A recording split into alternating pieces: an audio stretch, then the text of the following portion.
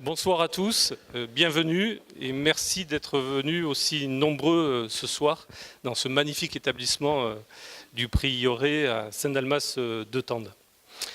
Il y a tout juste un an, Valérie Gaglio, ma cadre supérieur de santé à l'hôpital de Breil-sur-Roya, me proposait d'organiser une soirée débat sur le thème des soins palliatifs et de la fin de vie. Alors même si la question de la fin de vie, de son accompagnement, de la mort en quelque sorte, se pose aussi dans nos petits établissements de proximité, dans nos EHPAD, il me semblait compliqué, difficile d'organiser, de proposer quelque chose de qualité au public de la vallée. Mais Valérie a insisté et elle m'a dit il faut absolument obtenir l'accord et la participation du docteur Leonetti. Et elle avait raison. Parce que quand je vois la salle ce soir, je me dis effectivement, elle avait raison et on a bien fait de continuer. Donc un an après, monsieur le maire, vous nous faites l'honneur d'être présent ce soir, journée nationale des aidants, dans la vallée de la Roya, et je vous en remercie. Et votre présence ce soir témoigne d'une double reconnaissance. Tout d'abord pour nos petits établissements sanitaires et médico-sociaux. Et on le sait tous, et ils sont particulièrement nombreux dans la vallée de la Roya, et ce n'est pas fini. Je pense notamment au château de la Cosséga, qui est un merveilleux projet qui va ouvrir ses portes, je crois, au début de l'année 2018. Madame Scaramosino est présente, je crois, dans la salle, c'est ça ? Le 2 juin, voilà, le 2 juin.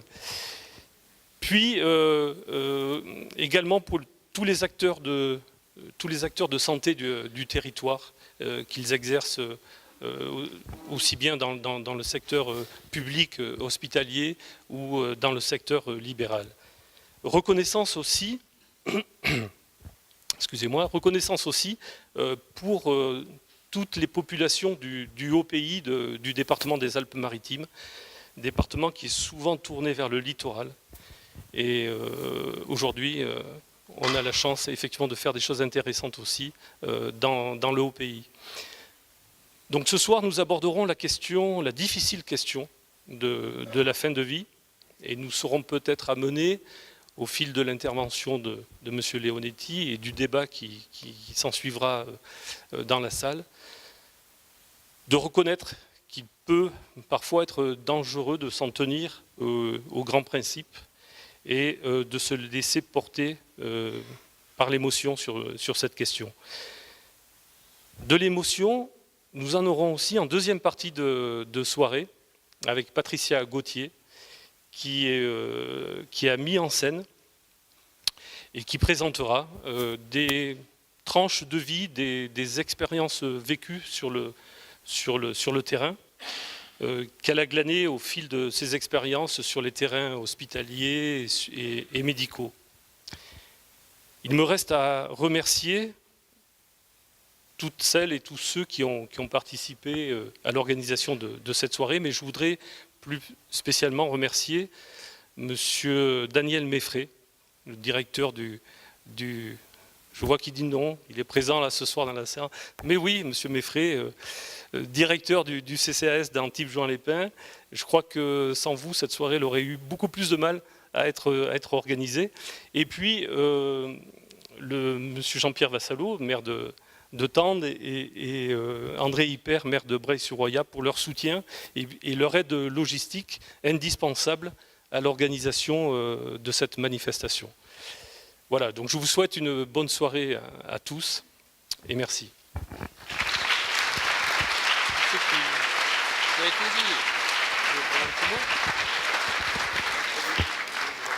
Bien, monsieur le ministre, monsieur le maire d'Antibes, docteur, c'est pour nous vraiment une grande joie et un grand plaisir. C'est un honneur de vous recevoir aujourd'hui chez nous. Et je félicite vraiment les personnes qui ont pris l'initiative d'organiser cette soirée. Nous avons la chance d'avoir dans la vallée royale, la Bévéra, d'excellents directeurs d'établissement, un personnel qui est extraordinaire, qui est dévoué. Et ce que nous avons la chance ici, peut-être ça n'existe pas en ville, c'est toujours la famille. On connaît toujours quelqu'un. Les personnes qui sont dans nos établissements connaissent toujours quelqu'un. Parmi le cadre infirmier, parmi parmi l'ensemble des docteurs, parmi les aides, on connaît toujours quelqu'un et on se sent toujours chez soi. Et je crois que c'est un accompagnement extraordinaire. Alors, on souffre toujours et je me plains toujours. Souvent, on nous oublie un peu dans cette vallée. Et on ne reçoit pas toujours les plus grandes instances. Et aujourd'hui, docteur, je tiens vraiment à vous remercier du fond du cœur d'être venu. Vous nous honorez, mais vous faites surtout un grand plaisir et c'est une reconnaissance pour l'ensemble du personnel qui travaille dans nos hôpitaux. Merci.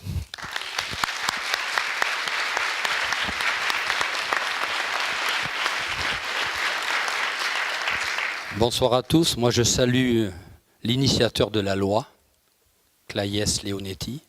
Une loi qui, à mon avis, était nécessaire. Elle a évolué depuis 2005, je crois que là, elle a été votée dernièrement, c'est-à-dire l'année dernière, au début de l'année dernière. Vous allez nous en parler, bien sûr, mais elle porte sur un sujet qui est à la fois très personnel et en même temps sociétal, la fin de vie. Vous savez qu'on a peur d'en parler. Mais je crois que ce soir, c'est le moment d'en parler parce que c'est une échéance, la plus lointaine possible, dans les meilleures conditions possibles. Mais bon, elle est là, on est tous confrontés peut-être par des parents, des grands-parents qui sont à ce stade-là. Et effectivement, votre loi, elle a apporté du nouveau. Elle n'a pas tout réglé. Hein. Il y a ceux je sais qu'il y a le droit à mourir ou le pro-vie, ils sont toujours... c'est le débat, mais ça sera un débat qui sera éternel. Hein. Depuis les premiers philosophes, ils en parlent, donc il n'y a pas de raison que ça ne continue pas. Mais le fait qu'on puisse en débattre sereinement, tranquillement, avec des soignants, il y en a nombreux, et puis des aides-soignants, et puis des gens simples qui veulent écouter une parole qui soit une parole, je dirais, simple, mais une parole aussi équilibrée, hein, parce qu'on est dans ces périodes où les extrémismes tirent un petit peu dans tous les sens, et avoir une parole posée, tranquille, sereine, je pense que ça fait du bien, et d'autant que le sujet s'y prête bien. Je vous remercie.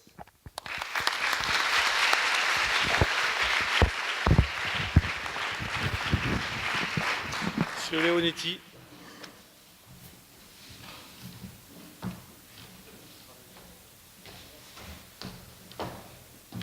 Je ne sais pas si on va garder ça là. Parce que moi, comme je ne suis pas très grand, je ne vous vois pas tout le monde là. Alors on va le faire comme ça.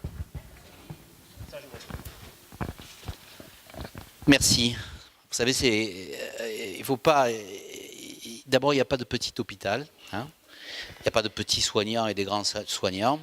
Et il n'y a pas de petits mères et de grands-mères. Voilà. Il y a des grands-mères, mais il n'y a pas de petits mères. Voilà. Et je mesure combien, dans un département comme le nôtre, il y a beaucoup de disparités, mais on a beaucoup d'enrichissement à voir du littoral, à voir ce qui se passe ailleurs, parce que lorsqu'on voit ce qui se passe ailleurs, on se rend compte quelquefois de la déshumanisation de notre système et de nos rapports humains. Alors, merci à M. Vassallo et à M. Hymer de m'avoir reçu. Merci aux soignants et au centre hospitalier. Merci à vous tous d'être là ce soir. Vous pourriez regarder la télé, les chiffres et les lettres et trucs. Vous venez à un débat sur la fin de la vie. Donc, je vous félicite, voilà, d'emblée. Mais en plus, c'est, comme l'a dit très bien M. le maire, c'est toujours un sujet qui est un peu difficile à aborder. Voilà. On n'a pas envie d'aborder parce que c'est un sujet tabou. Voilà. En se rasant le matin, alors il y a des philosophes effectivement qui ont pensé à ça toute leur vie. Heidegger, Kierkegaard, Sénèque. Je pense tous les matins, je vais mourir, je vais mourir, je vais mourir. Bon. C'est pas très gai de vivre comme ça. Et on vit tous, que Sartre dit, on vit tous comme des immortels. C'est-à-dire le matin tu te lèves, tu ne penses pas une seconde que tu peux avoir un accident de voiture, un accident cérébral, un accident cardiaque. Heureusement. Heureusement qu'on ne pense pas tous les jours à ça. Et pourtant, c'est une possibilité. Au fond, nous sommes tous avec la certitude qu'un jour on va mourir, mais en même temps, on n'arrive pas à l'imaginer. On n'arrive pas à l'imaginer parce que dans notre société aussi, on a un peu l'impression que la médecine a fait de tels progrès que finalement, si on arrive malade, on va s'en sortir quand même. Il va y avoir un moment où il va y avoir des soignants, où il va y avoir une technique qui va nous permettre de nous en tirer. Et puis on a raison de le penser d'ailleurs, parce que regardez l'évolution de la société et de la médecine, vous vous rendez compte que techniquement, enfin moi j'ai maintenant un âge où j'ai un peu de recul. Bon, pour prendre un exemple, quand j'étais interne, l'infarctus qui arrivait à l'hôpital, il y en avait 1 sur 3 qui mourait. Quand je suis parti de l'hôpital, il y en avait 1 sur 16.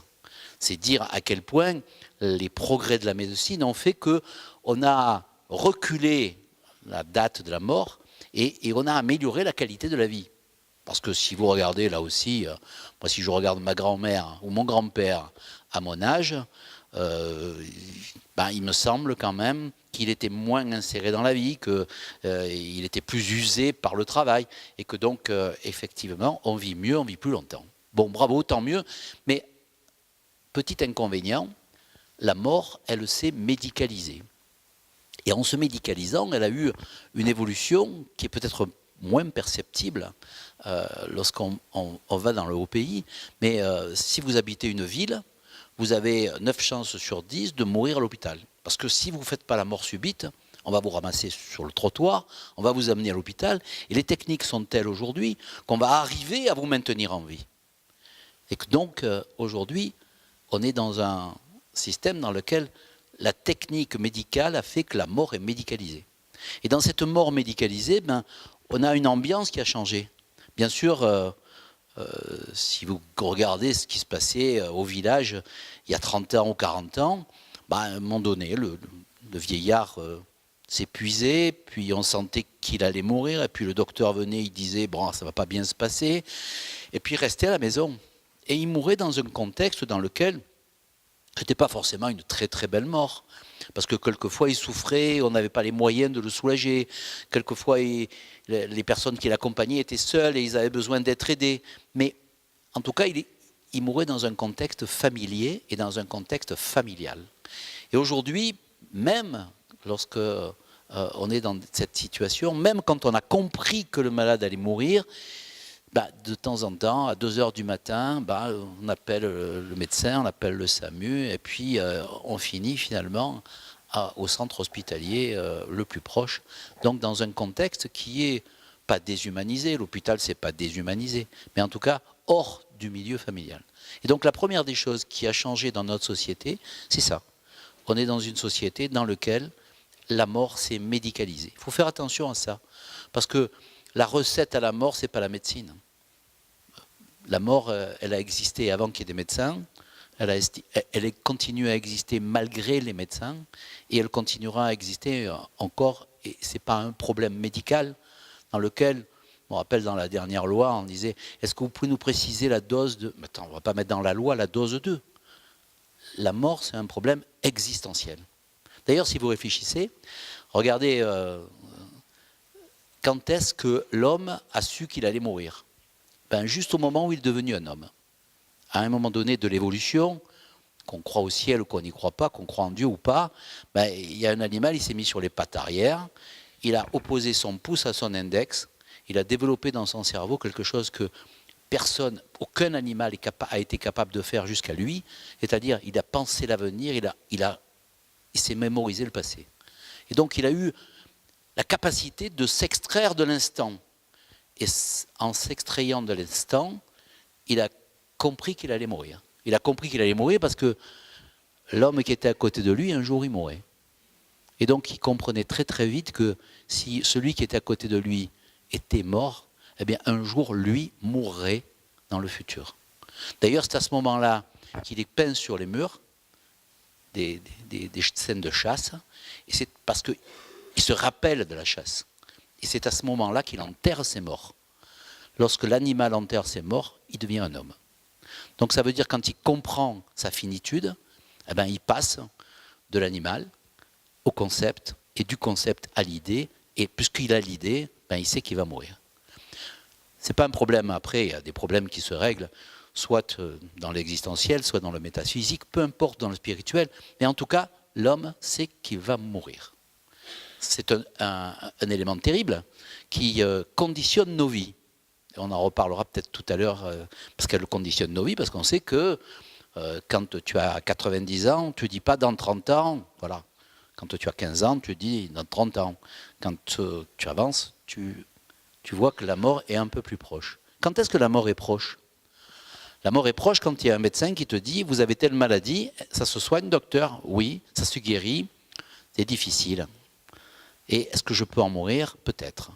Ah, là, la mort, alors que c'est un horizon qui s'éloigne toujours, hein, il y a un très joli poème, dont je ne me souviens plus, je n'arrive plus à le retrouver, qui dit « J'ai 10 ans de bon à vivre ».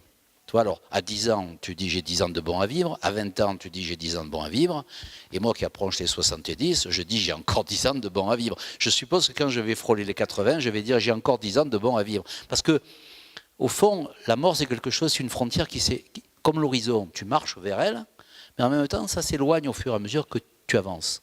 Il n'y a qu'un moment où ça s'arrête, c'est quand il y a un docteur qui te dit ça ne va pas bien se passer. Ou bien, parce que le grand âge te rappelle à l'ordre en te disant bon, tu n'en as pas pour 50 ans.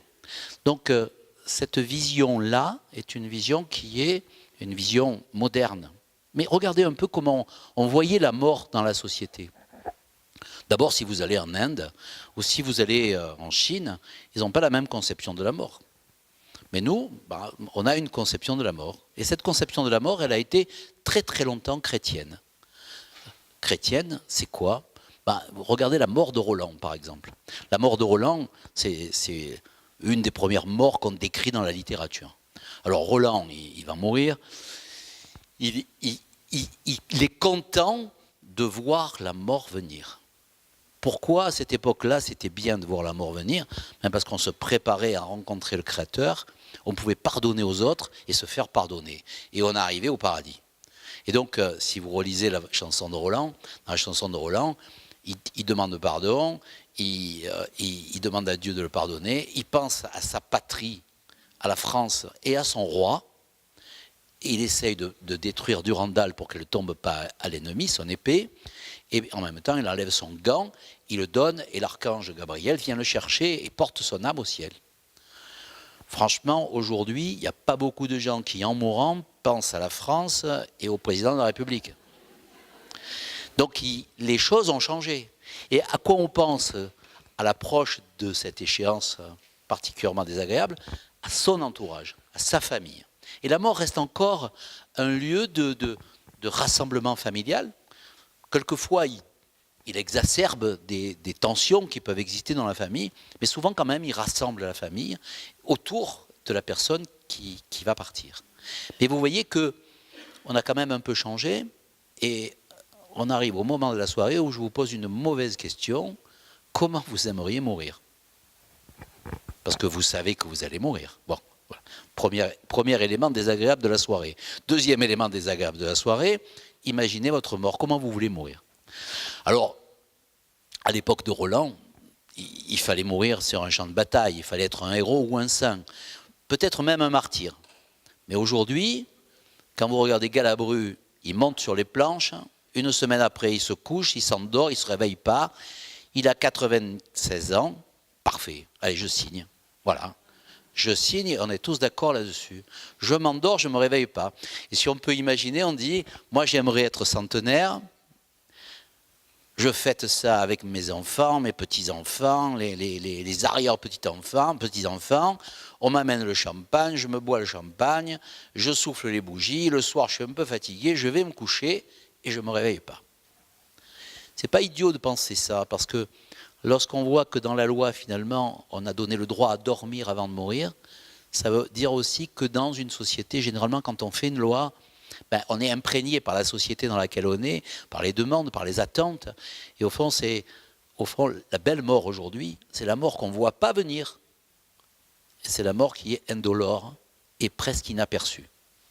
Je dirais même que, regardez le deuil, parce qu'il y a avant la mort, on en vient d'en parler, mais après la mort. Moi, je suis encore d'une génération dans laquelle, à Nice, tu avais des catafalques sur les portes. Et Moi, j'ai porté, quand j'étais gamin, le deuil de mon grand-père.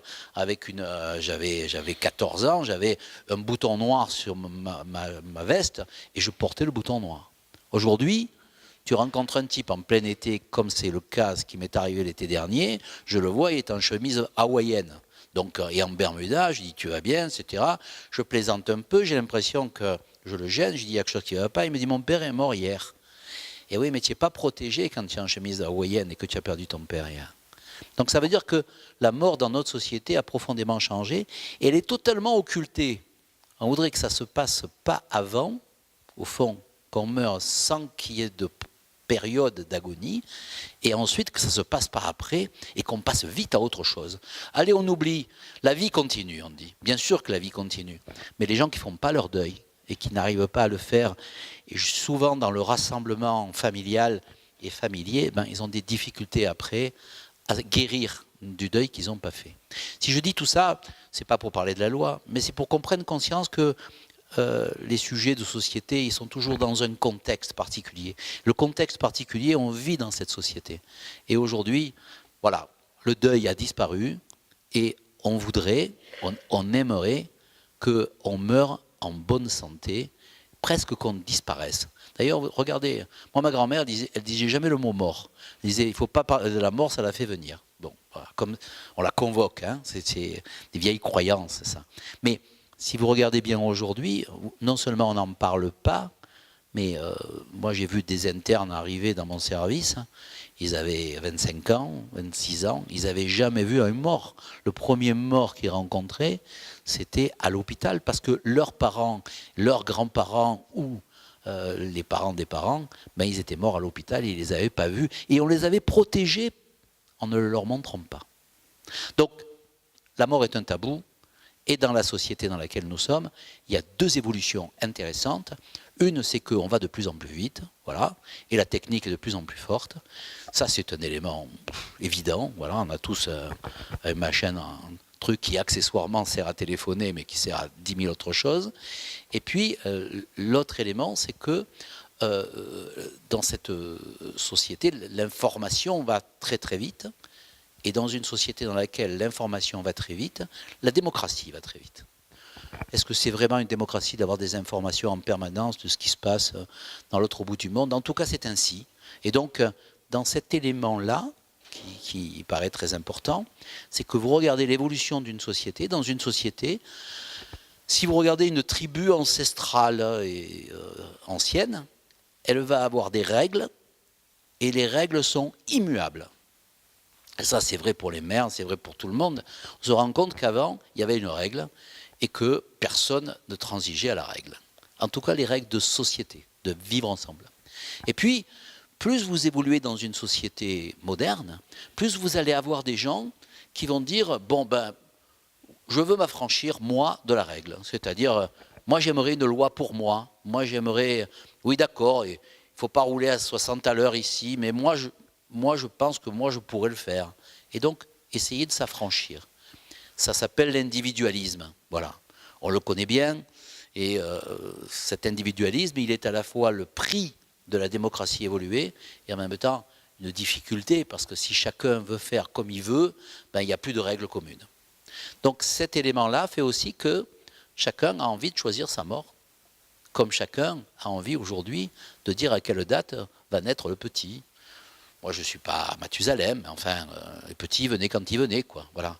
Maintenant, je vois mon fils et je suppose déjà mes petits-enfants, ils disent, bon alors, on va le faire à telle date, comme ça il va naître à telle date, et puis comme ça on pourra faire le baptême à telle date, et puis je vois que même à Paris, quand le vendredi, la dame elle n'a pas accouché, ben, on déclenche l'accouchement, comme ça, voilà, comme ça on est tranquille pour le week-end, voilà.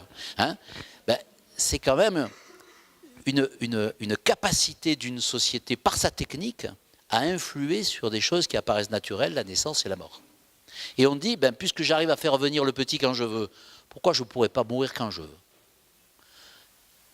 On balaye tout ça et on revient au sujet, qu'est-ce qu'au fond, on peut proposer à celui qui va mourir? Voilà.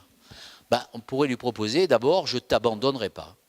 Premier principe, les 3 principes de la loi de 2005, c'est ça. Premier principe, je ne t'abandonnerai pas. Souvent, quand même, les médecins considéraient qu'à partir du moment où ils ne pouvaient pas sauver personne, ben, c'était plus de leur ressort. Moi, j'y peux plus rien. Moi, hein, voilà. J'ai fait mon job, j'ai étalé mes connaissances, j'ai mis ma technique. Maintenant, j'y peux plus rien. Ce malade ne me concerne plus. C'est pas vrai. Voilà. Le malade, il concerne le médecin et les soignants jusqu'au bout. Voilà. Et je dirais même que c'est l'honneur de la médecine et de la société française d'avoir cette solidarité qui va jusqu'au bout, qui ne dit pas moi je suis enleveur de tumeurs, mais je ne soigne pas le malade après. Tu soignes jusqu'au bout. Ça, c'est le premier principe de la loi 2005. Le deuxième principe, qui est plus compliqué, c'est je ne te laisserai pas souffrir. Là, il y a un immense débat sur est-ce que la souffrance, elle est intéressante en termes d'alerte. Voilà, parce que si j'ai mal sur le côté gauche, ça peut appeler le fait que j'ai une appendicite aiguë.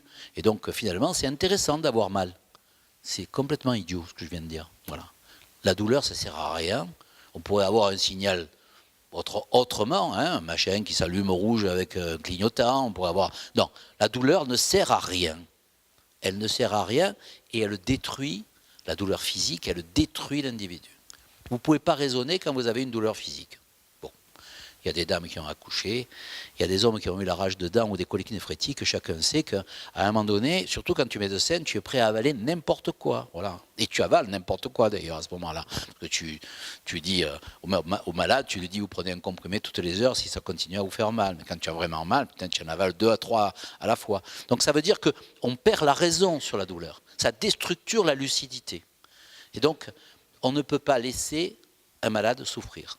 Pour vous dire à quel point nous sommes aujourd'hui dans l'évolution de notre société, c'est que dans l'hôpital, des hôpitaux de Paris, ce n'est pas l'hôpital de Brive-la-Gaillarde, pas l'hôpital de Tende, l'hôpital assistance publique des hôpitaux de Paris, 12 à 15% des malades meurent dans des douleurs physiques atroces. Rien que ça vous montre qu'on a quand même un peu perdu la tête. Parce que, franchement, les médicaments... Enfin, la morphine, pour ne pas le citer, c'est quand même un médicament qui n'est pas cher, qui est facilement utilisable, et avec un argumentaire qui, dans le temps, disait « Ah ouais, mais si je lui mets trop de morphine, ça risque d'accélérer sa mort. Imbécile, il est en train de mourir. Qu'est-ce que tu en as à faire de savoir s'il va vivre 1 heure de plus, 1 heure de moins? Fais en sorte qu'il meure de manière apaisée. » Et donc, peut-être que la rupture de la loi de 2005, c'est de dire « La souffrance doit être combattue, même si ça raccourcit la vie. » Et c'était un des éléments qui était encore un élément tabou, qu'il est quand même encore un tout petit peu maintenant. Donc je ne te laisserai pas souffrir en fin de vie, même si ça peut raccourcir ta vie. Donc ça a été accepté, et je pense qu'aujourd'hui, les médecins sont libres dans cet élément-là. Ils ne sont pas en train de dire la morphine, je la mets vraiment à la dernière heure, parce que je ne veux pas accélérer la mort. Sauf qu'à force d'attendre la dernière heure, elle arrive, et le malade, il est mort en souffrant.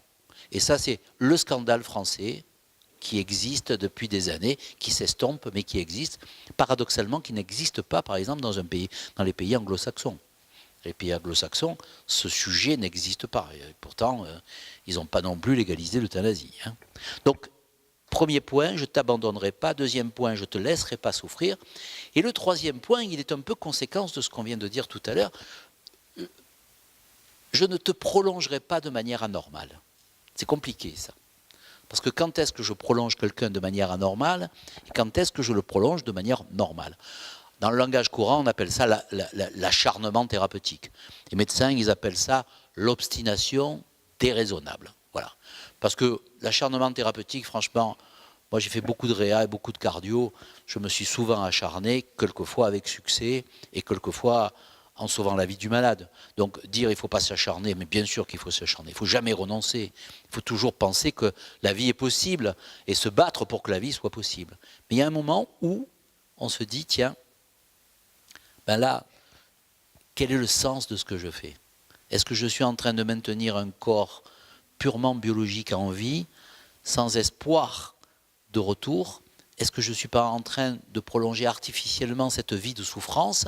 Et cette question-là, elle se pose aujourd'hui. Elle ne se pose pas il y a 30 ans. Il y a 30 ans, on faisait tout ce qui était possible. Parce qu'il y avait tellement peu de choses qui étaient possibles, qu'on pouvait tout faire. Maintenant, on a tellement de possibilités qu'on se dit, est-ce que tout ce qui est techniquement, scientifiquement possible, est-ce humainement souhaitable et raisonnable? Et donc ça pose un problème supplémentaire. Et ce problème supplémentaire, il s'aggrave parce qu'on a souvent en face de soi des malades qui ne peuvent plus vous parler.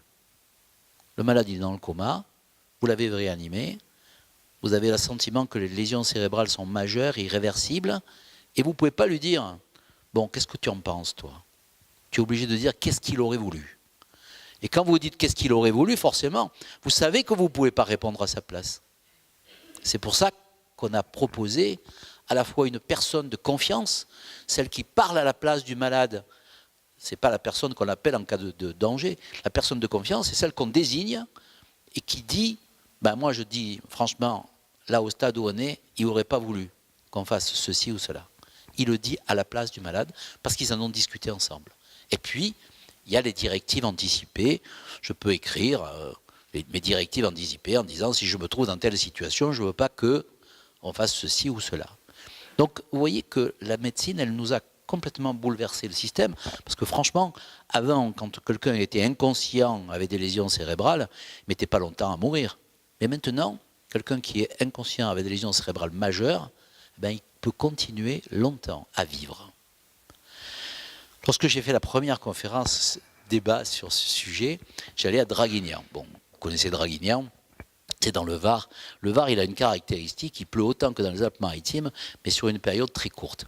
Donc je pars avec une voiture qui n'était pas géniale, et mes essuie-glaces ne marchaient pas. Et donc je réfléchissais, angoissé, quoi, hein, angoissé comme tous les gens qui vont parler en public, les maires le savent. Même quand on rencontre nos concitoyens, on a un petit machin quand même, hein, qui, voilà, même après 38 ans. Hein, voilà. Et donc, et je me disais, qu'est-ce qu'on va dire? Et puis à la fin, je dis, mais attends, tu ne vois pas à 10 mètres, tu vas te faire un platane, et puis tu vas voir que tu vas expérimenter la fin de vie tout seul, quoi. Et comme je suis médecin et que je suis inquiet, je me dis, qui est le médecin de garde à Draguignan, quand même, voilà. Un jour, quand j'étais interne, mon patron, le matin, il me dit qu'est-ce qui s'est passé cette nuit? Je lui dis on a reçu un infarctus. Il était jeune, non, et je lui dis il est mort, il a fait un choc et il est mort.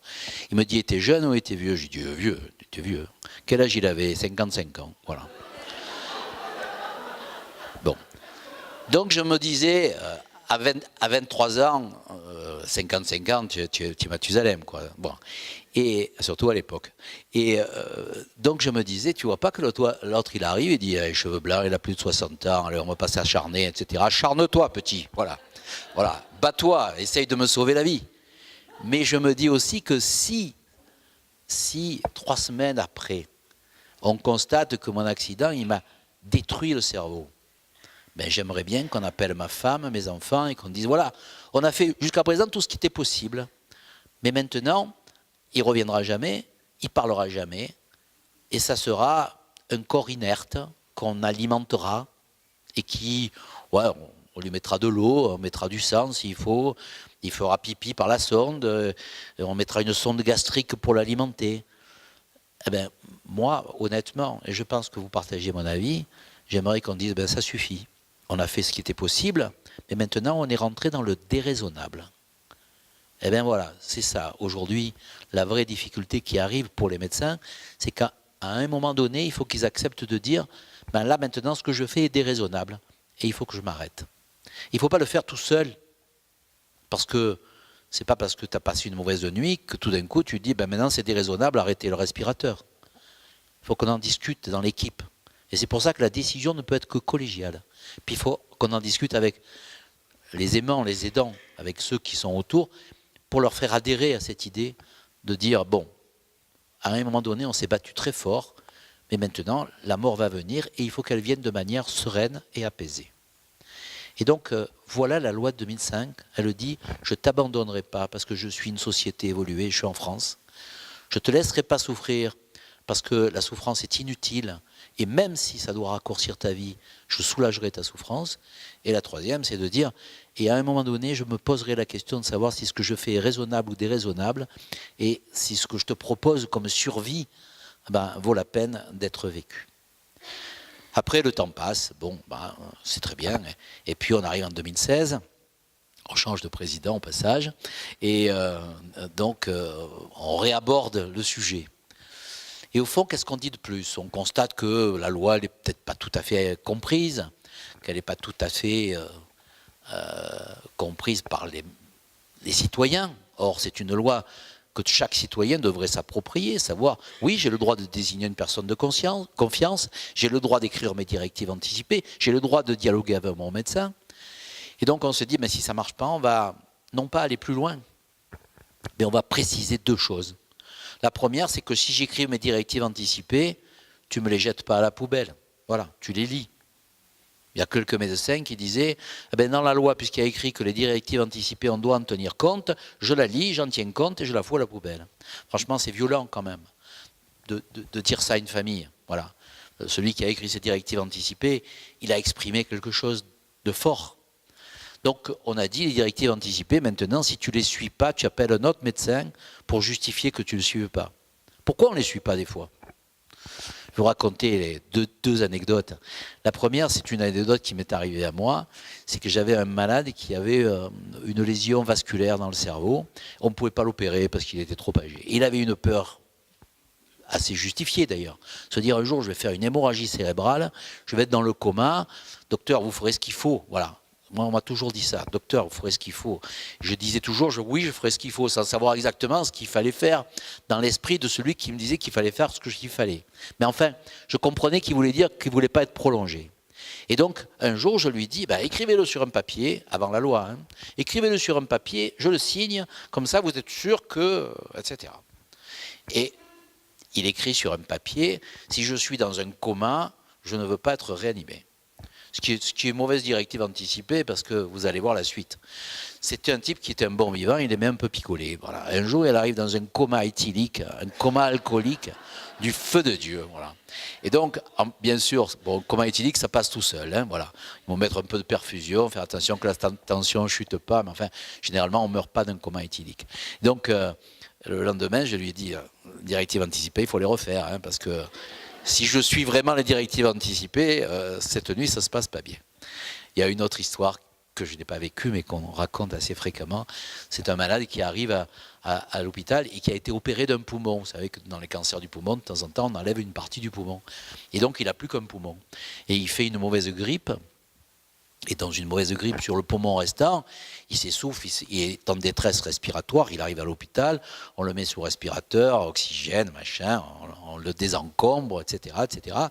Et puis à la fin, le médecin vient et lui dit, vous êtes bien tiré, hein. Un air de dire, le médecin généralement quand il dit vous êtes bien tiré, c'est je n'ai pas été mauvais, quoi. C'est ça que ça veut dire, quoi. Donc il attend un compliment en retour. Et l'autre il lui dit, j'ai tellement, effectivement, je m'en suis d'autant mieux tiré que dans la poche de ma veste, il y avait écrit que si je suis en détresse respiratoire, je ne dois pas être réanimé. Donc il faut quand même avoir un peu ce petit recul de se dire, est-ce que la directive anticipée, elle correspond bien à la situation? Et si cet homme était arrivé avec un poumon envahi de l'autre côté par un cancer, un poumon restant envahi par un cancer, il ne fallait pas le réanimer, effectivement, ce n'était pas raisonnable. Mais on était dans un autre contexte. Donc tout ça pour dire que restons un peu quand même avec de l'appréciation humaine, parce que si on fait tout sur ordinateur, un jour on va étouffer les comas éthyliques, quoi. Donc, dans notre pays, ça peut arriver, quoi. Qu'est-ce qui se passe donc sur les directives anticipées? Plus opposable. Si tu dis non, tu expliques pourquoi tu dis non. Si je dis non, je dis c'est un coma éthylique, c'est pour ça que je l'ai réanimé. Et je le justifie avec un autre médecin. Le deuxième élément, c'est est-ce que ces gens qui vont mourir, je dis bien qui vont mourir, et pour lesquels, de temps en temps, on n'arrive pas à les soulager, parce qu'il n'y a pas que la douleur dans la fin de la vie, il y a la souffrance. Les premiers qui ont décrit d'ailleurs la fin de vie ont décrit ça comme une souffrance globale. Je dirais au fond, physique et psychique. Et il y a des gens qui sont terrifiés à l'idée de la mort qui vient. est-ce qu'on est obligé d'assister à sa propre mort? Vous connaissez Woody Allen? Woody Allen, il disait, bon, que ce soit le plus tard possible, et si je pouvais ne pas être là à ce moment-là, ça serait sympa. Voilà. Eh bien, peut-être qu'on peut ne pas être là à ce moment-là. Et après tout, pourquoi ne pas éviter l'angoisse de la mort qui vient pour ceux qui le ressentent? Il y en a qui ont des morts très sereines, très apaisées, qui parlent à tout le monde, qui distribuent leurs biens, qui font des recommandations aux enfants. Et il y en a d'autres qui sont angoissés. Et on ne sait pas comment on sera. Peut-être on sera angoissé. Donc, est-ce qu'on n'a pas le droit d'être soulagé en dehors de la douleur physique? Parce qu'il y a aussi des souffrances. Si vous vomissez toutes les 10 minutes, c'est une souffrance. Et c'est une souffrance désespérante. Donc, est-ce que j'ai le droit de dormir avant de mourir pour ne pas souffrir quand on ne peut plus soulager? La réponse est oui. 2016, la réponse est oui. Le malade a le droit de demander de dormir, de s'endormir. On connaît tout ça, l'anesthésie. Hein. Il s'endort et il ne se réveille pas. Et on revient un peu à l'histoire tout à l'heure de Galabru et de votre proposition. À un moment donné, j'ai mal. À un moment donné, je souffre trop. À un moment donné, je suis trop angoissé. Je m'endors et je ne me réveille pas. Parce que la mort est proche. Mais il faut deux conditions. Il faut que la mort soit proche et il faut que la souffrance que ressent le malade, on ne soit pas capable de la calmer. Si on peut la calmer avec un petit comprimé de Lexomil sous la langue, ce n'est pas la peine de l'endormir. Et s'il a 3 ans à vivre, le faire dormir pendant 3 ans, c'est quand même un peu un problème. Je veux dire, c'est un peu l'histoire de la Belle au bois dormant. Mais si la mort est proche et qu'on n'arrive pas à soulager, on a le droit d'endormir. Ça s'appelle la sédation profonde, continue, jusqu'au décès. C'est un droit. C'est un droit qu'on a tous maintenant.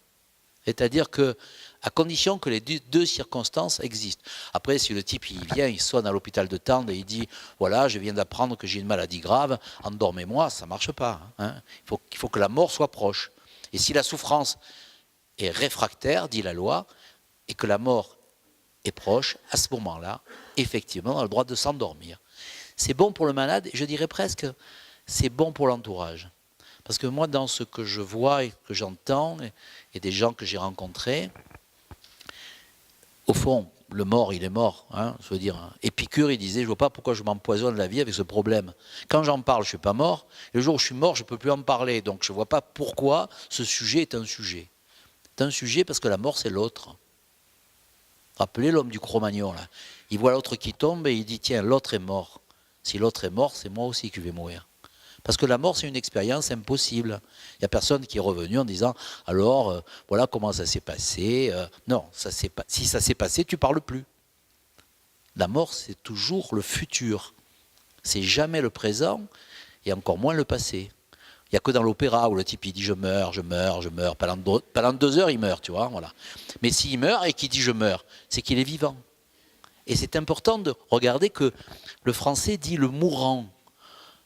En français, quand tu mets un participe présent, ça veut dire c'est une action qui se prolonge. On a appris ça, bon, le certificat d'études. Une action qui se prolonge. La mort, c'est une seconde avant, tu es vivant, une seconde après, tu es mort. Et quand tu es mort, l'action ne se prolonge pas. Le mourant, c'est un vivant.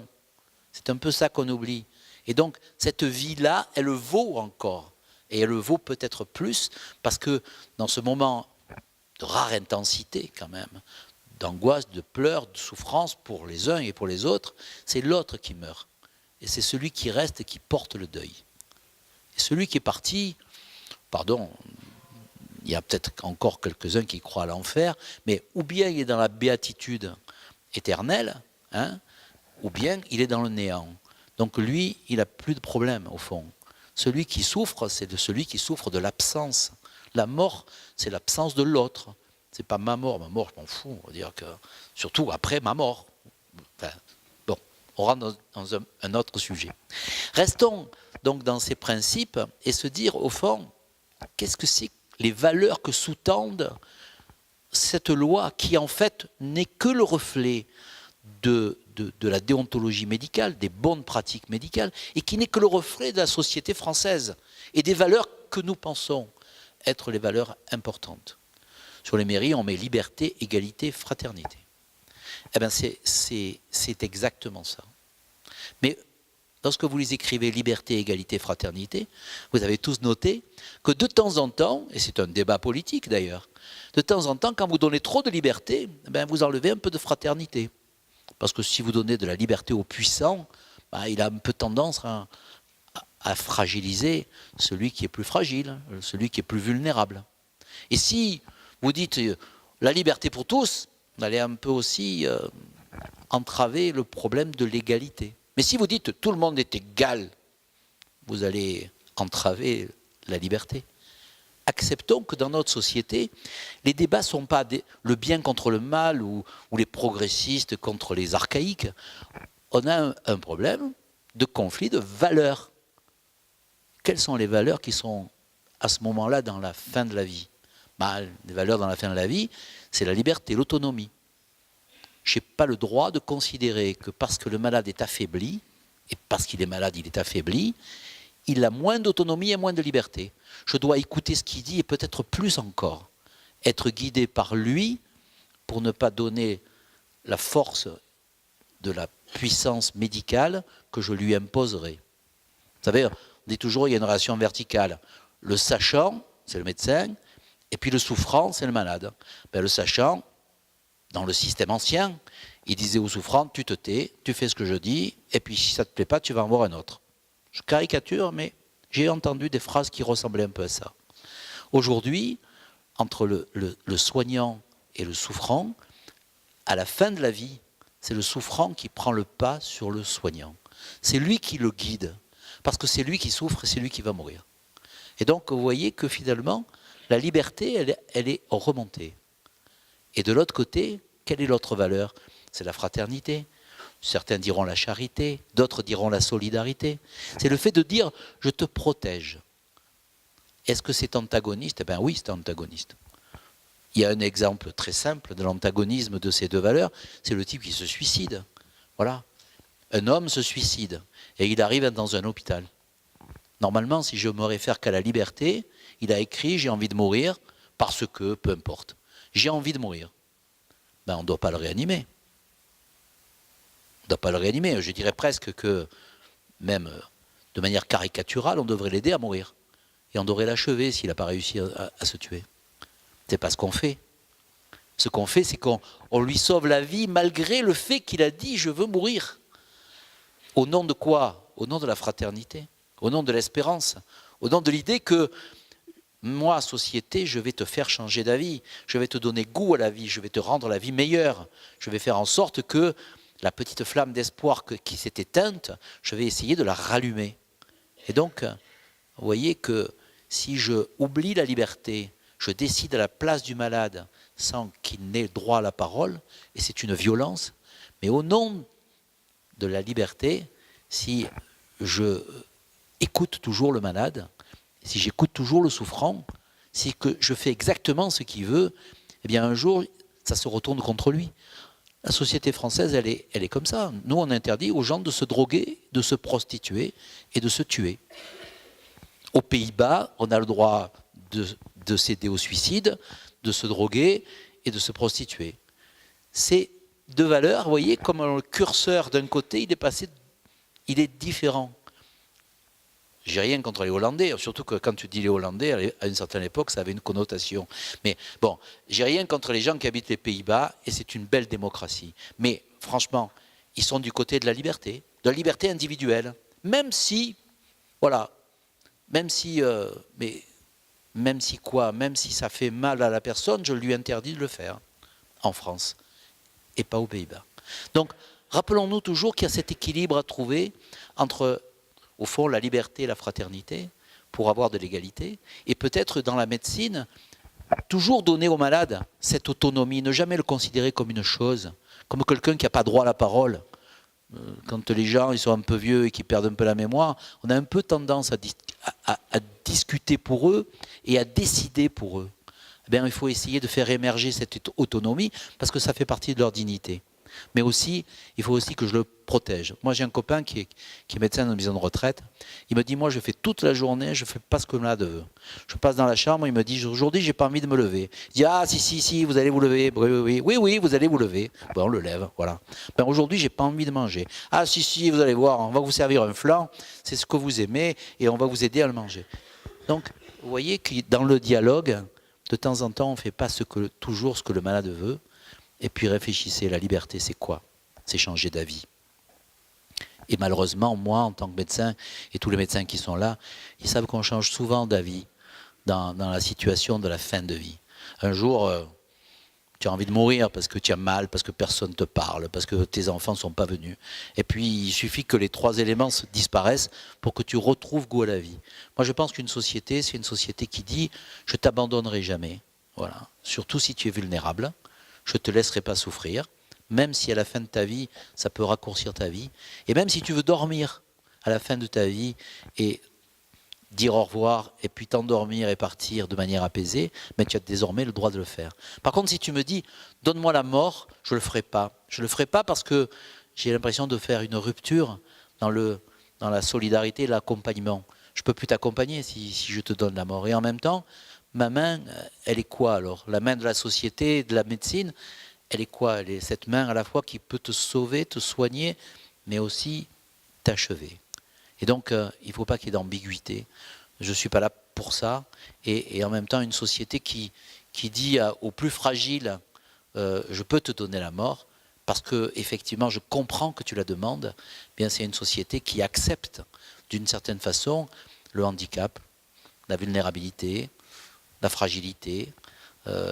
Peut-être qu'un jour, j'ai vu ça en Belgique, un jeune homme qui était sur un fauteuil roulant et qui dit « moi, la vie vaut plus la peine d'être vécue parce que je suis dans un fauteuil roulant qui demande la mort et qui l'obtient ». Moi, je pense qu'il y a là un moment où le pacte de solidarité est rompu. Non, je ne te donnerai pas la mort, mais je vais faire tout ce qui est possible dans le pays qui est le mien pour faire en sorte que dans ce fauteuil roulant, tu retrouves un goût à la vie. Et c'est bien ça la mission de la société. Je terminerai en vous disant qu'au fond, il y a des représentations. On est tous imprégnés je l'ai dit tout à l'heure, d'une culture chrétienne, mais aussi d'une culture grecque. Voilà. Moi, j'aime bien la Grèce ancienne parce qu'ils ont tout écrit, et ils ont tout compris. Et il y a une vision de l'humanisme chez les Grecs qui est Prométhée. Prométhée, c'est un titan. C'est pas un dieu, c'est pas un homme. Les Grecs, ils se faisaient des trucs intermédiaires, voilà. Pas tout à fait, voilà. Et c'était des macronistes avant. Et en même temps, voilà, tu es à la fois humain et en même temps, tu es en même temps divin, voilà. Et donc, le titan, il voit les hommes malheureux et il dit mais c'est pas des bêtes ça. C'est des êtres intelligents qui méritent de la dignité. Et il voit les dieux qui les méprisent. Alors il va voler le feu aux dieux et il le porte aux hommes. Et les dieux sont jaloux, et les dieux le punissent de son orgueil de s'être pris pour un dieu. Voilà. Vous savez ce qu'on raconte dans les internats en médecine, on dit quelle est la différence entre Dieu et un chirurgien? C'est que Dieu ne se prend pas pour un chirurgien. Voilà. Vous pouvez remplacer le chirurgien par tout ce que vous voulez. Voilà. Donc, l'humanisme, c'est la révolte contre ce qui est insupportable. Et qu'est-ce que c'est le feu? C'est la technique, c'est ce que nous avons aujourd'hui. C'est cette capacité à prolonger les vies et à les prolonger de manière un peu indéfinie, mais peut-être de manière exagérée et en offensant la raison qui est le Dieu français par excellence. Il y a un autre personnage dans la mythologie, c'est Ulysse. Ulysse, il me plaît beaucoup, moi. Parce que d'abord, de temps en temps, il est super génial et de temps en temps, il est nul. Voilà. C'est nous, quoi. De temps en temps, on est sublime, de temps en temps, on est sordide, de temps en temps, on est plutôt bien, de temps en temps, on n'est pas très bien. Voilà. Bon. Et lui, il est typiquement comme ça. Alors, il a des épisodes, hein, parce que lui, il tourne autour de la Méditerranée. Et il y a, vous connaissez l'épisode des cyclopes. Hein. Il raconte au cyclope qui s'appelle personne, il lui crève l'œil, et le pauvre cyclope, il sort et en disant qui c'est qui t'a fait ça, on lui dit, il dit c'est personne, et personne cherche personne, puisque personne c'est personne. Voilà. Malin l'Ulysse, très très malin. En même temps, il est plus que malin, puisque le pauvre Achille, qui essaye de conquérir Troie, il n'y arrive pas, mais l'autre, il fait pénétrer le cheval de Troie à l'intérieur, et hop, sans qu'offrir, il obtient la chute de la ville. Donc, il est intelligent, comme nous, quoi. Voilà, Ulysse, c'est nous. Et il arrive à un moment donné dans une île qui s'appelle l'île de Calypso. Calypso, c'est une femme qui est jeune, qui est belle, et elle n'a aucun mérite parce qu'elle n'est pas titan, elle n'est pas humaine, elle est déesse. Donc elle a choisi d'être immortelle et éternellement jeune. Ça dit quelque chose à cette société quand même, hein, je veux dire, où chacun se bultoxe, se lift, se teint, etc., etc. On n'a pas envie de vieillir et on n'a pas envie de mourir. C'est un peu lié d'ailleurs. Hein. Et d'ailleurs, cette pauvre Calypso, elle avait connu une copine à elle qui avait donné l'immortalité à son amant. Pas de chance, elle lui avait oublié de lui donner la jeunesse éternelle. Et donc elle voyait le vieillard qui, petit à petit, devenait décati à côté. Donc Calypso, maligne, elle dit « je te donne les deux à Ulysse ». Et Ulysse dit « non, je veux ni l'un ni l'autre ». Homère dit, qui se met sur le rivage, qui regarde, qui veut retourner dans sa patrie, revoir Pénélope, pour en parler maintenant, ça n'a plus de connotation politique, revoir Pénélope et se dire « je vais mourir chez moi, je vais mourir chez moi ». Alors moi, quand j'étais au collège, que je regardais ça, je disais quand même, c'est un peu bizarre, quoi. J'ai rien contre Pénélope de l'Antiquité, mais elle a 50aine d'années comme lui, il a en face de lui une beauté, jeunesse, immortalité, et il dit non. Il dit non par humanité. Et c'est peut-être une leçon, Camus, qui est mon philosophe préféré, a sur ce texte de Homère, il dit « Nous avons oublié la fierté qui est l'acceptation de nos limites. » Et donc, accepter d'être homme, c'est en quelque sorte accepter d'être plus que Dieu. Parce que Dieu, il est parfait, bon. Hein.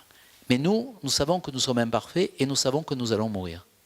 Et notre vie, elle se transforme, non pas en une vie qui se continue, mais en un accomplissement. Il y a un moment où ça commence, il y a toute une période où on transmet de l'amour, du savoir, où on reçoit, et puis il y a un moment où on passe. On passe aux deux sens du terme. On passe dans la vie et on passe des choses aux autres. Et c'est ça la force de l'humanité. Et peut-être que la médecine d'aujourd'hui, elle est en train d'intégrer, ou la société, que, au fond, ça ne sert à rien de chercher à être immortel. Ce qu'il faut, c'est arriver à transmettre. Et que le vrai humanisme, c'est bien sûr la révolte et de prendre le feu des dieux, parce qu'il faut que la recherche continue à exister, qu'on ouvre tous les champs des possibles, qu'on essaie de se battre pour sauver toutes les vies. Mais aussi l'acceptation de dire « moi je ne veux pas être immortel ». D'ailleurs, imaginez un instant, vous ne mourrez jamais. Ben, ça, vous savez, la pire des choses pour la Grèce antique, c'était les choses qui se continuent éternellement. Le tonneau des Danaïdes, je mets de l'eau et ça se ressort. Le rocher de Sisyphe, je monte le rocher en haut de la colline et ça redescend.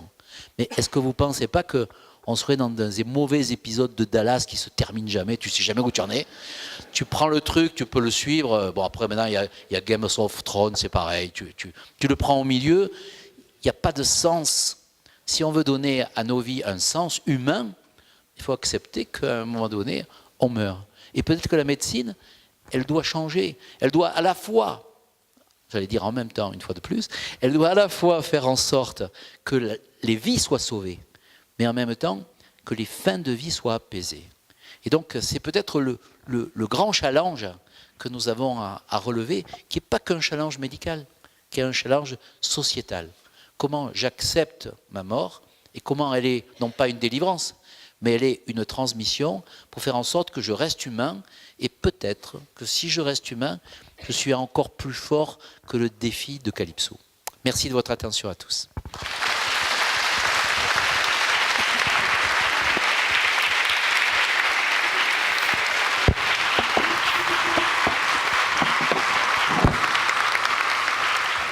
Là, vous avez parlé de la mort, quoi. C'est le sujet de votre brillante intervention.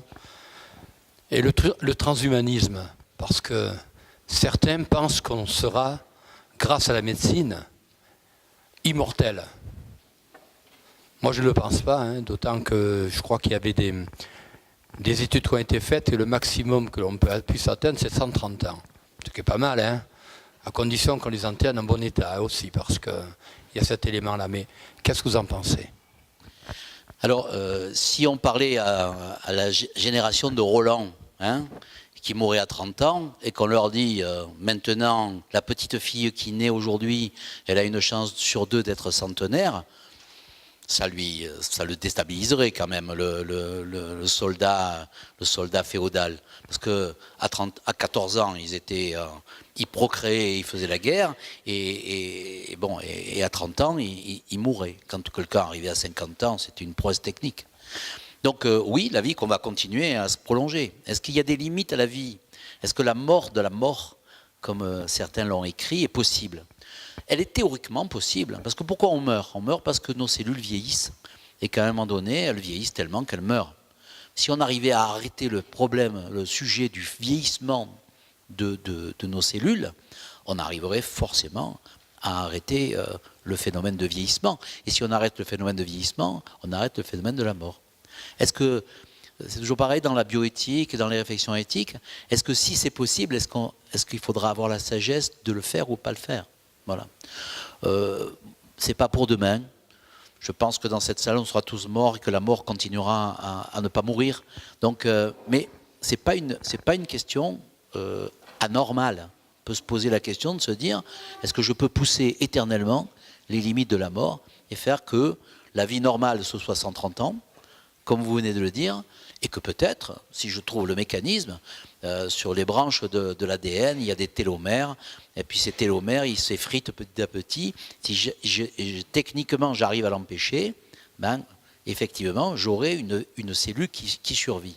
Au passage, quelle est la cellule qui se survit le mieux à elle-même? La cellule cancéreuse. Et chaque fois qu'on a essayé de prolonger artificiellement les cellules, elles se sont cancérisées. Et donc, une cellule cancéreuse, c'est une cellule qui se reproduit éternellement. Hein.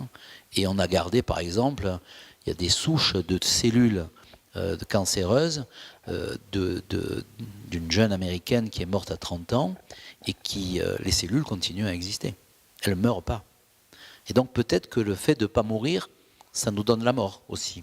Donc il y a un petit paradoxe dans le fait de chercher comment la cellule ne meurt jamais, mais quand la cellule ne meurt jamais, elle tue l'organisme. Donc, moi j'y crois pas non plus. Enfin, j'y crois pas à distance de la science telle qu'elle est aujourd'hui. Après, dans 50 ans ou dans 100 ans, je ne sais pas.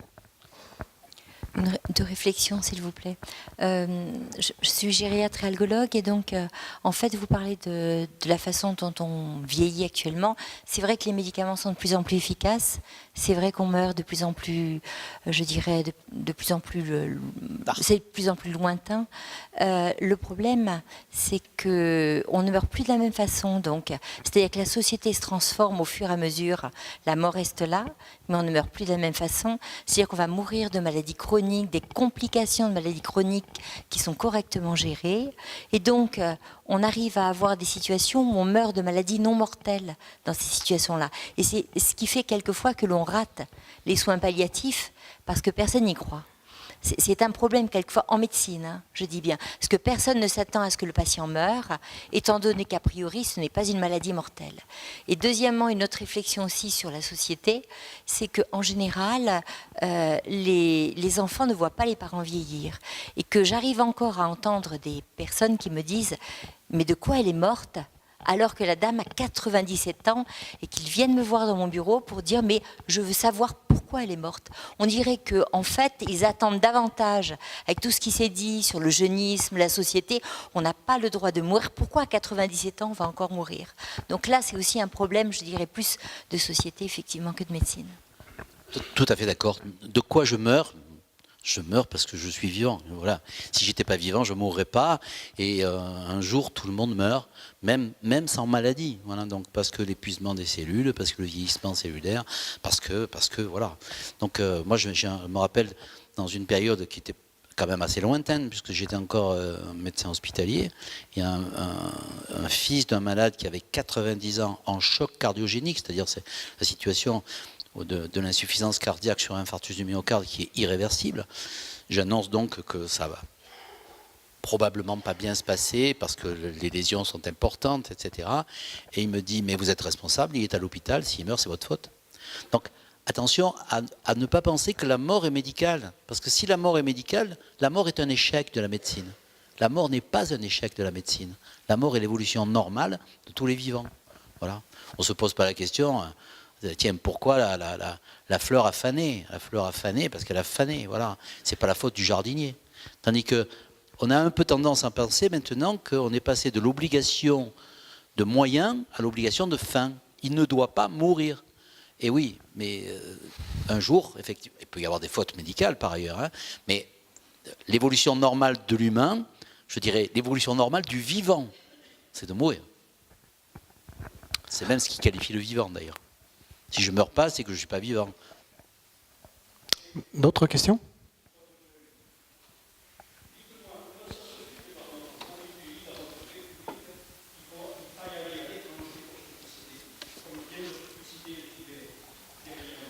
Bah,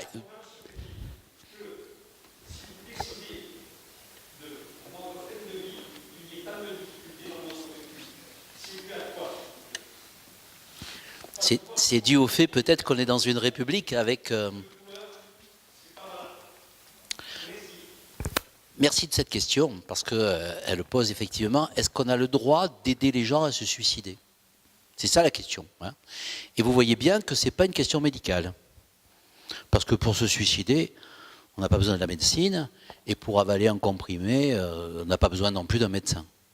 Donc la question fondamentale, elle est posée à cet endroit-là. Et il y a deux paradoxes. Le premier, c'est que qu'est-ce que c'est que le suicide? Le suicide, moi qui suis adepte de Camus, quand vous lisez le mythe de Sisyphe, il commence comme ça. Il commence en disant, la seule question philosophique qui vaille, c'est la vie vaut-elle ou non la peine d'être vécue? Et si je réponds par la négative, en tant que philosophe et pour être sincère, il faut que j'aille au bout de ma démarche. Donc la première idée, on se dit, je suis là, est-ce que ça vaut la peine ou est-ce que ça ne vaut pas la peine? Et donc on pourrait, au nom de la liberté, comme je l'expliquais tout à l'heure, dire, celui qui a envie de mourir, eh ben, il a le droit de mourir. Changement quand même d'élément.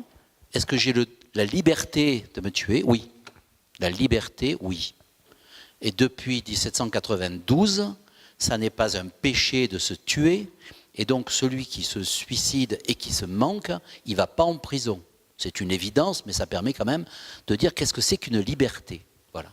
Mais est-ce que c'est un droit opposable? C'est-à-dire, est-ce que j'ai le droit de dire, bon, la société, j'ai plus envie de vivre, donnez-moi la mort? Ben non. Et la Cour européenne des droits de l'homme, d'ailleurs, a défini qu'il y avait un droit à la vie. J'ai le droit de dire à la société, protège ma vie. Mais je n'ai pas le droit de dire à la société, donne-moi la mort. Pourquoi?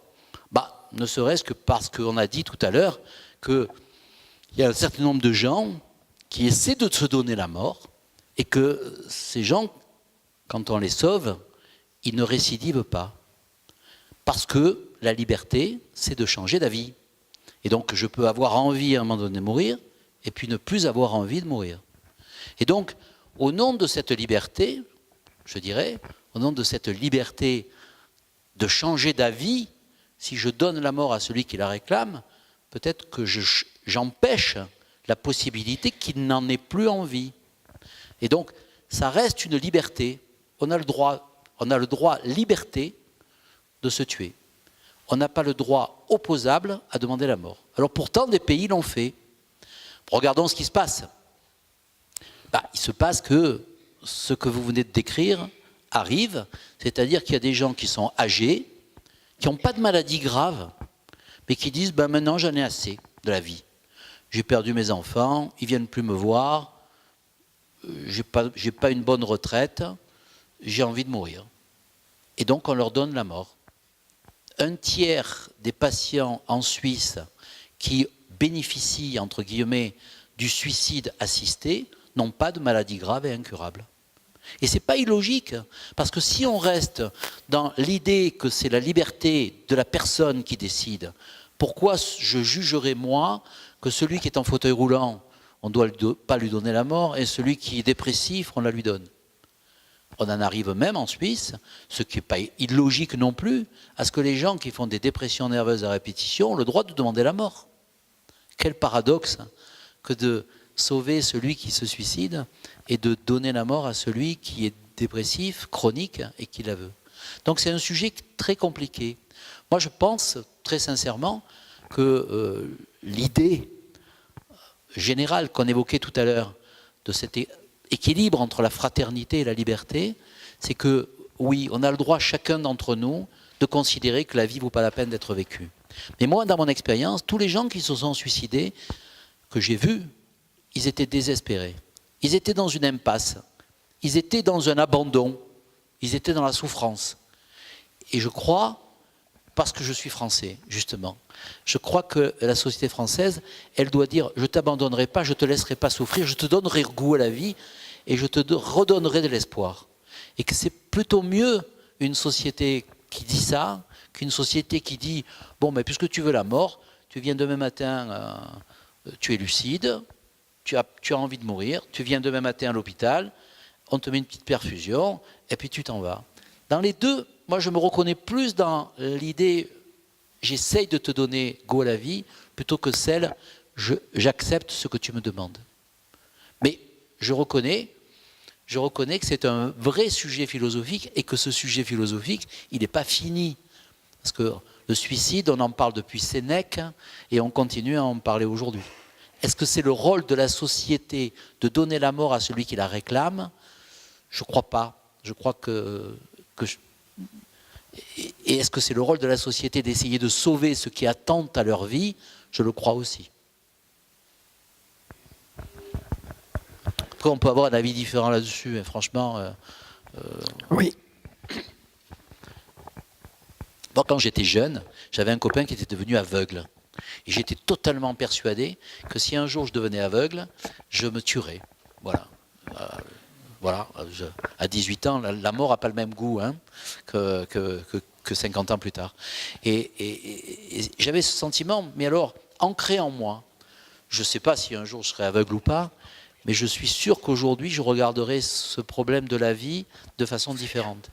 Donc, peut-être qu'on peut essayer, par solidarité, par fraternité, par respect de notre vulnérabilité et de notre fragilité. Un peu comme Ulysse. Je vais mourir et je vais l'accepter, mais en même temps, je n'accepte pas que la société me laisse mourir seul. Voilà. Et au fond, c'est tout le problème de la France est plus fraternelle que libertaire. On trouve plus de liberté dans les pays anglo-saxons, dans l'habeas corpus de l'organisation philosophique dans les pays scandinaves, que dans les terres dans lesquelles il y a cette idée de la République des valeurs. Et les Anglais, qui sont, de temps en temps, on me dit ouais, on est catho, c'est la prédication catholique. Les Anglais qui sont protestants, ils ont inventé les soins palliatifs. C'est eux qui les ont inventés, c'est pas nous.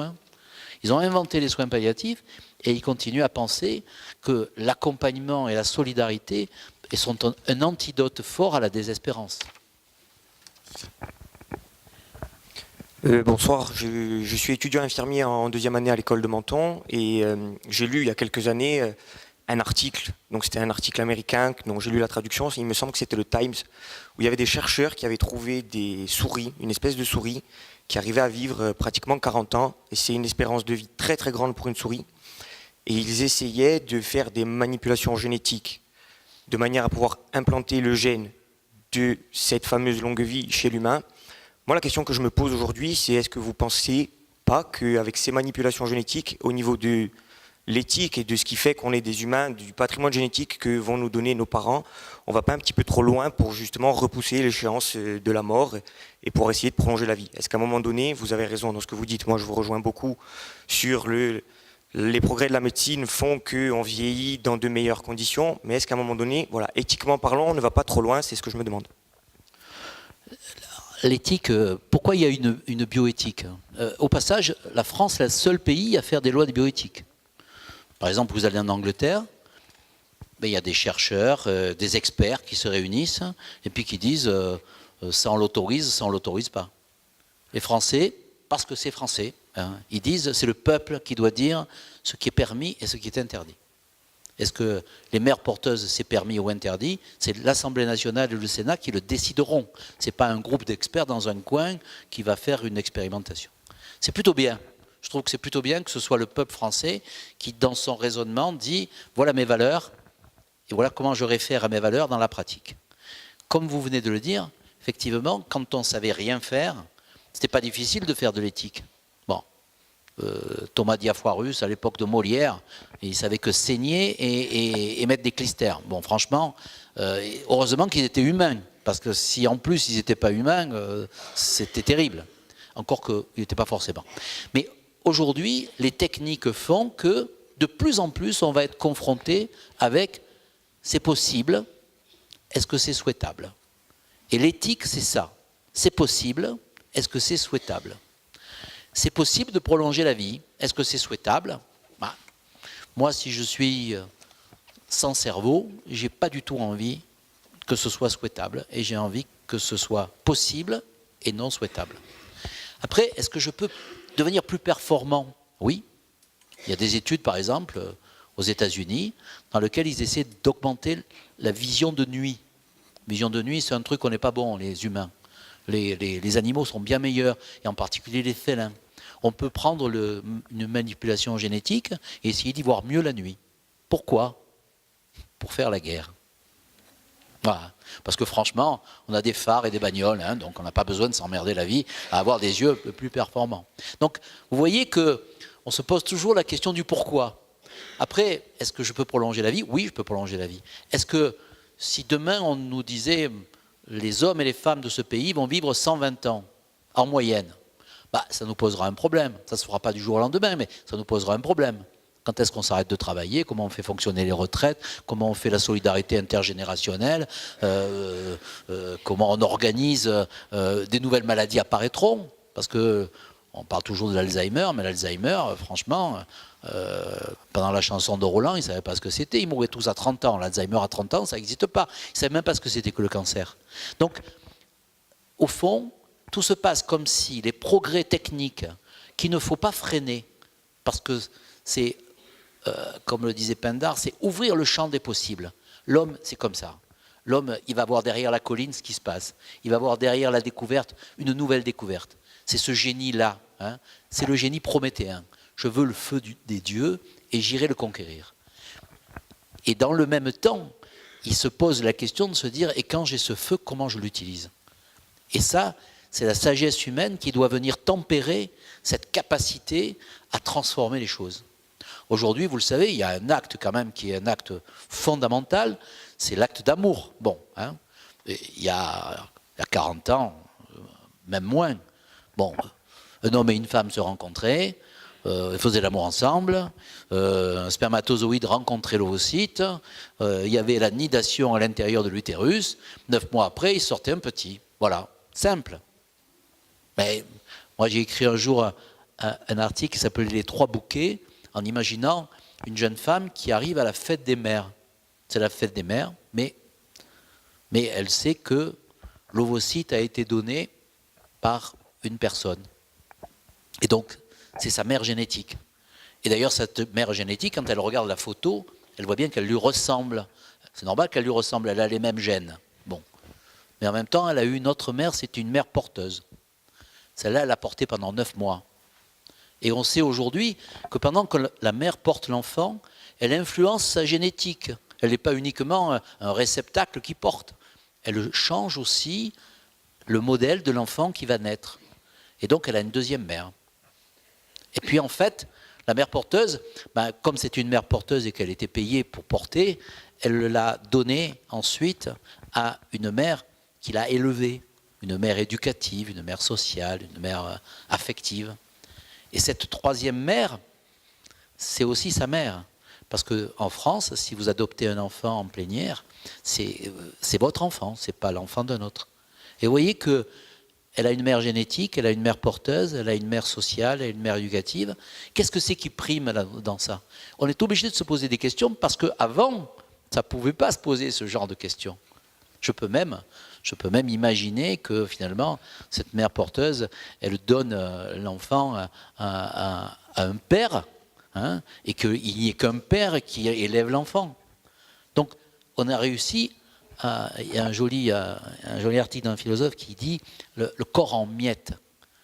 On émiette les choses. Ce qui était continu, c'est miette. Et donc, dans cet émiettement, bien forcément, on se pose des questions.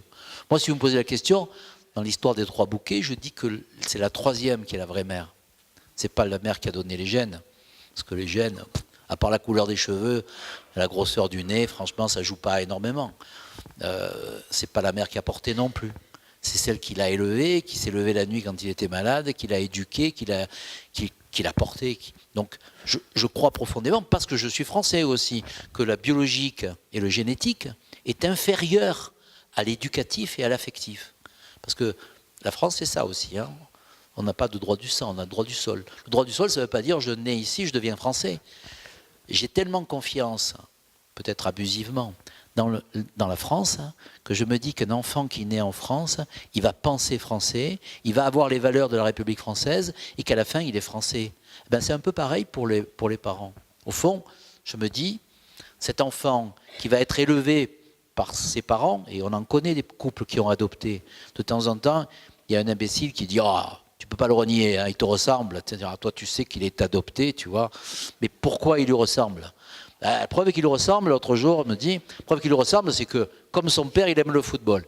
Bien sûr, le petit, depuis qu'il a 4 ans, il le mène à l'OGC Nice, tu vois. Donc, s'il n'a pas compris que le football, ça ne lui plaît pas, il a été obligé de l'adopter, quoi, le plaisir du football. Donc, je crois plutôt à ça. Mais regardez qu'il y a des peuples qui pensent que le génétique prédomine par rapport à l'éducatif. Le droit du sang, ça existe dans certains pays. Donc, comment on aborde ces problèmes? Avec beaucoup d'humilité et essayer de trouver un équilibre. Parce que c'est vrai que je regarde mes enfants et qui me ressemblent, je dis, je vois bien que c'est mon fils ou ma fille. Mais pour autant, c'est plus ma fille ou mon fils parce que je l'ai élevé et parce que je l'aime que parce que je lui ai donné mes gènes. Et donc, est-ce qu'on peut aller très loin et plus loin? Moi, j'ai confiance dans l'idée que l'humain gagne toujours. Il gagne sur la génétique, il gagne sur la technique, etc. Il émerge toujours. Et quand vous voulez l'écraser avec de la technique, à un moment donné, c'est comme la mauvaise herbe, l'humain, ça finit par ressortir. Voilà. Tu as mis la dalle de béton, tu dis ça va, ça ne poussera plus, et ça repousse. Et donc l'humain, ça repousse, et ça arrive à détruire des dalles de béton de la technique et de la science. Et donc j'ai confiance dans le Prométhée qui va chercher la recherche, qui va découvrir des choses, mais j'ai surtout confiance dans l'humanité qui va quand même avoir la sagesse de ne pas cloner les individus avant qu'ils meurent. Alors, y a-t-il d'autres questions? Je voudrais savoir ce que vous pensez de l'art, de la place de l'art dans les unités de soins palliatifs. Vous savez, moi je pense qu'il y a 2 façons de vaincre la mort. Il y en a une qui est connue, c'est l'amour. Hein. C'est le seul antidote de la mort, c'est l'amour. Et c'est d'ailleurs assez intéressant de voir qu'il suffit de changer juste une consonne pour arriver à faire l'antidote des choses. Et puis probablement aussi l'art qui traverse le réel et qui est peut-être une vision plus réelle que ce qui est irréel. Et puisque la mort c'est l'inerte et que l'art c'est la vie, eh bien, peut-être que l'art c'est une bonne méthode pour lutter contre la mort.